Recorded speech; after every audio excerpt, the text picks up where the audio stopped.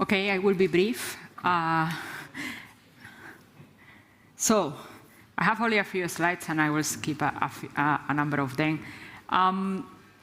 Very briefly, I think we have been discussing fusion in a way these 2 days that is needed, and the first thing I wanted to do is to thank the Bankinter Foundation to provide that forum. It's really useful, and to put together all these people. So these are really good things to push for fusion. Step by step, we are getting there. So my message of all these 2 days of discussion is we have cleared that the world needs new source of energies, and it cannot be any source of energy. It has to be zero carbon, it has to be firm source of energy, and fusion fulfill these requirements. We have cleared that the demand will increase, so that is well understood, and fusion should play a role. So we have this mandate and need from the society.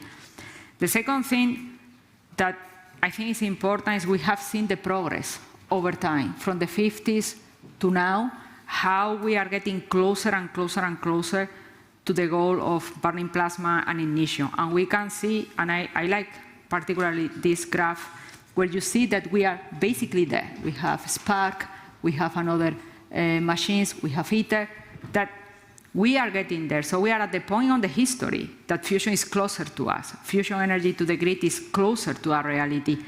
And some people say that fusion is now a bubble. I disagree. Fusion is not a bubble. What we see now in fusion is the consequence of 70 years of work of people. So 70 years of work of people getting closer and closer to burning plasma and ignition is not a bubble. It's a relatively good outcome. We should have been done faster.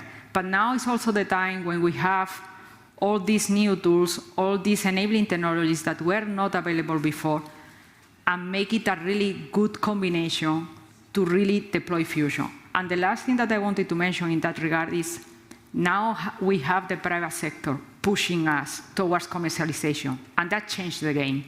It's something that it was mentioned before. When NASA pushed for commercialization, you change your approach, because your goal is not just a scientific goal, but you want to be able to build a machine that produce, in our case, to produce electricity or heat or whatever thing, and get a return. And this return, as we have here, cannot be expected in 30, 40, 50 years. Should be something 10, 15, at the most 20 years. So that changed how fusion people, engineers, physicists, business people related to fusion, approach the problem. We need to find a solution soon.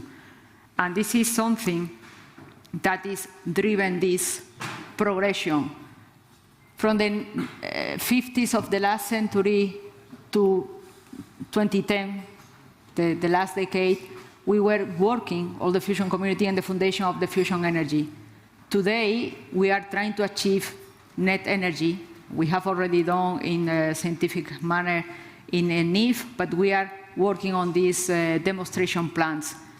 At the end of this decade, we should have demonstration plants, and then in the 30s, all pilot plants, advanced pilot plants, whatever name you want to put it, to go to full commercialization between these mid-30s, and when in 2050 we will have a fusion, electrons from fusion on the grid, having a fusion fleet. I think this is a way to follow.